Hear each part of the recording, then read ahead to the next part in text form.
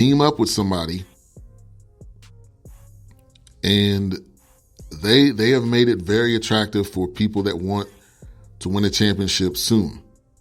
Lakers maybe look good as guys like J.J. Redick or Danny Green. I've heard of that. I've heard of J.J. Redick, Danny Green. And a shout out to the Raptors again. They are celebrating. Their parade is going on right now as we speak. So huge shout out to the Raptors getting the job done. Still congratulations to them. Kawhi still looking chilled from what I hear. My pops is the official informer or the official reporter on what's going on at the parade. But Danny Green is kind of putting Puma back on the map because Puma's getting back in the basketball shoes. He has a Puma shoe. They signed some top draft picks. But this is really going to make for an interesting summer. No doubt about it. And it's only the beginning. That was only the first pawn in this whole chess game. So Boston did not want to give up Jason Tatum. I mentioned that earlier. I applaud them for doing that. Now, they are going to be on the outside looking in, though, in the Eastern Conference because Kyrie is all but gone. So you're going to have Tatum. You're going to have Scary Terry, Rozier, Jaylen Brown. I guess Gordon Hayward's going to be getting starting minutes now. Al Horford, they're trying to reorganize his contract. So it's no telling what this Celtics roster is going to look like when you come around game 1 of next season. It's going to be interesting to see what that game 1 roster or starting lineup looks like for these Celtics. But Kyrie is all but gone. It's just a matter of where he's going to go. Does he want to team up with LeBron again? Let me know what you guys think. Do you think he would go to the Lakers? As soon as he comes in, he's going to be the starting point guard. But there's going to definitely be some sharing because AD is going to need his touches. LeBron's going to need his touches. He's probably going to have the ball in his hands a lot of the time. Also, no call-ins on today's show. Didn't bring the laptop today, but I will make sure on Friday's show we will get the call-ins. So we'll see. We'll see. Kyrie may be scratching his head right now. Kyrie may be thinking, I could team up with this super team. Adding me onto this would be even more of a super team. So very, very, very interesting situation here. And we'll see where it pans out. We'll see where it goes. Time will tell. So there was a fake, I don't know if you guys heard about this story, but there was a fake Kawhi at the parade signing autographs and taking photos. Okay, this dude, if you seen this, I think it was on Bleacher Report or the Score app or whatever it may have been. He did not look like Kawhi, first of all. Second of all, the dude was in his full jersey. Why would he be wearing his full jersey, standing on the side, signing autographs? Okay, all black people don't look alike, okay? That's a myth. It's not true. So this guy signing autographs and taking photos, when the people get home and they realize, like, wow, that was not Kawhi that I took a photo with, you're going to feel really dumb by the time you get home. You're going to feel dumb. You're going to feel stupid. You're going to have a photo with some random person that's not Kawhi in your phone or in your laptop or wherever you decided to save it. You're going to be looking a little special. So verify who you're taking photos with, okay? Kawhi is going to appreciate the love he's getting from Canada and stay in Toronto. There's about 5 million people at the parade in a country of 40 million. Shout out to my pops right there. And he got a great point. I mean, you have a team right now that loves you. You got Kyle Lowry there. You got Ibaka. I mean, they have pieces. They're going to have to add, though, because Gasol, there's a couple instances where Gasol could have cost them the series. So they're going to have to add players, which makes Toronto also an attractive destination. But I think staying in Toronto would be best for him on a lot of fronts. Why go to the Lakers when you got to start all over? You got to build a relationship with a new coach. You got to build a relationship with new players. You got to build a relationship, and you're going to have to share the ball. It's going to be a different aspect to your game if you were to go to the Lakers. All right, so let's get into some other topics here. Julius Randle won't exercise his $9 million option, making him a free agent. He is seeing the writing on the wall because if and when, which I'm pretty sure they're going to draft Zion, he's not going to get any playing time. Then you got Ingram coming in there. He's not getting any playing time even further on that front. So he made the right decision. Test the market, see what options and what availability you may have somewhere else, because you trying to stick on this team, your playing time is going to be highly diminished because Brandon Ingram's going to get some minutes.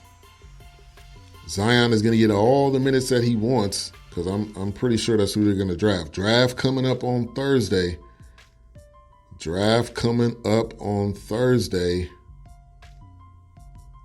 Looking forward to what the draft has in store. There's a story already coming out that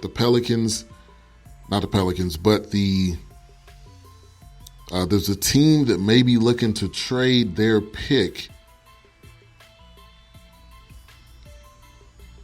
which I had that down on my notes. What did I do with that? But there's a team that's looking to possibly trade their pick, which I think was Chicago. So we'll see who and what team may be trying to make some trades. And the Pelicans are receiving interest on the number 4th pick. What can you offer them? What can teams give him? Isn't Kawhi from LA? This could be the deciding factor. He is. He went to school at San Diego State. Now, is he actually from LA? Google will answer that question in 5, 4, 3, 2, 1. Yes, he is from LA, 27 years old, went to Martin Luther King High School. So that could be an interesting factor. If Toronto can keep Kawhi and add Al Horford, they may repeat. Adding Al Horford would be huge for them. That gives you some more depth. Van Fleet continuing to do his thing throughout these playoffs like he did in previous years. I mean, the way that it looks, they could possibly repeat. What they were able to do with this roster they have now, and imagine adding more stars onto it. They're looking as like an attractive spot too, and I think that is going to attract free agents. That's going to attract people that may be ring chasing. And I've said this before and I'll say it again. I hope and pray that Vince Carter goes back to the Six. I hope he goes back to Toronto. He said this is his last year. End it off. Play with one of the best players in the game. Possibly get yourself a championship. End it where you started. And I'm going to start a campaign for VC to Toronto or VC to the Six or something like that. And like we all talked about, guess who came out with a song already? Drake's already come out with a song. I think it's him and Rick Ross. I'm not surprised. And man, I give him his props. If you were a fan of that team and you were a rapper, singer, or whatever, you probably make at least one track for your team and for your city. So the Rockets are in turmoil, is what the reports say. The GM says Chris Paul doesn't want to be traded and that he wants to add a star. Another player or source, in quotes, says there's too much turmoil surrounding the team. Very interesting. If you rewind back, and I want to give a shout out to Mo Cheese because he pointed this out. If you rewind back to the game when they lost that game against the Warriors, and James Harden said, I know what we need to do. Somebody asked him, what do you need to do to get back? What do you need to do to win? And he said, I know what we need to do. The rumors started swirling around that it was CP3. They weren't seeing eye to eye. CP3 was more happy when Harden wasn't playing. And I think there could be some turmoil there. I don't know if it's as high as what it's being reported as. But when you continuously don't win a playoff game against a series against the Warriors, there's going to be some turmoil. There's going to be some frustration. I don't think there's any way of getting around that. So I don't think that's a false story. I just think the story is based on what level of frustration is there. And also, the biggest point is, who is going to take on Chris Paul's contract? This isn't chump change. This isn't a couple of pennies. This isn't a couple bucks. This is a large amount of money that this guy is owed. And I don't think any of these teams are going to be ready and willing to take on that contract. Now, there may be some teams that'll say, if you take on part of it, I'll take on part of it, or something like that. But that's a lot of money. I think he's supposed to be owed $34 million or something to that effect coming up this year. I mean, his contract is massive. So his average salary is $39.9 million. I don't know who would be willing to take that on and pay that straightforward head on. So I think he's stuck there. And Melvin says, Vince don't have a ring. I thought he got one in Dallas. That was the year after they won the championship. He came on to Dallas in 2012, I believe that was. So he came in the year after. So he came in 1 year too late. He came in 2011, but it was the year after they won the championship.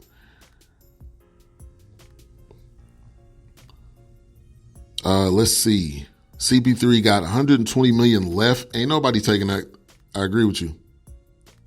Houston is right there. Not sure why they would blow that team up. That's a lot of reporting. The only reason I can see is if they're planning to add someone else on and they have to get rid of a guy or two. But again, nobody's going to take CP3's contract.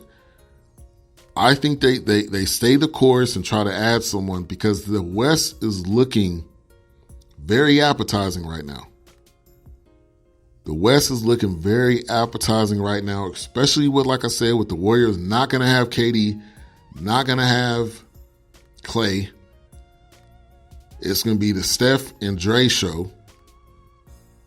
But believe me, people are still going to want to go to the Warriors as well.